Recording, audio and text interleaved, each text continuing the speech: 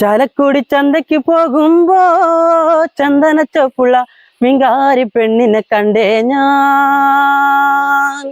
ചെമ്പല്ലിക്കാരി മീൻ ചെമ്മീനെ പെണ്ണിന്റെ കൊട്ടലി നെയ്യുള്ള പിടക്കണ മീനാണേ.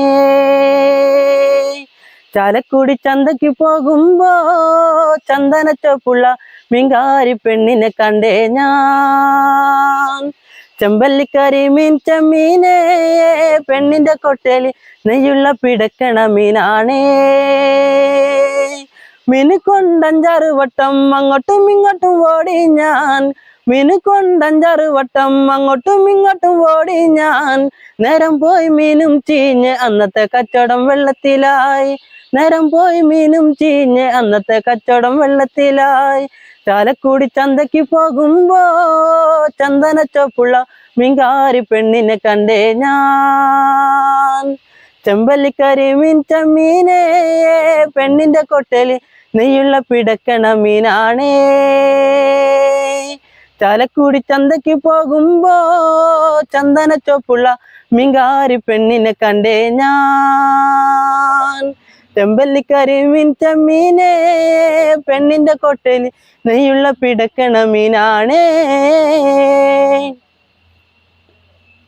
ഞങ്ങൾ രാവിലെ മൊബൈലെടുത്ത് ഇങ്ങനെ അവധി ദിവസങ്ങളിൽ ഇറങ്ങും.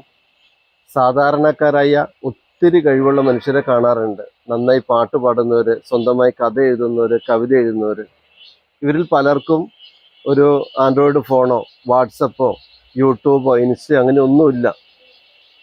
ഞാൻ അവരുടെ സുഹൃത്തുക്കളെ അന്വേഷിച്ചിട്ട് അവർക്കാണ് ഇതിൻ്റെ ലിങ്കൊക്കെ അയച്ചു കൊടുക്കാറുള്ളത്.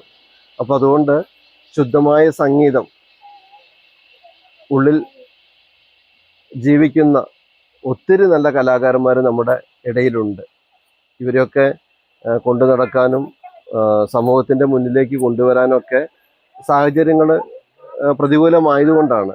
അതുകൊണ്ട് എൻ്റെ ചാനലിലൂടെ ഈ പാട്ട്, അനീഷിൻ്റെ പാട്ട് കേൾക്കുന്നവർ, അനീഷ് നല്ലൊരു കലാകാരനാണ്, അനീഷിന് പാടാൻ ആഗ്രഹമുണ്ട്, അഭിനയിക്കാൻ ആഗ്രഹമുണ്ട്.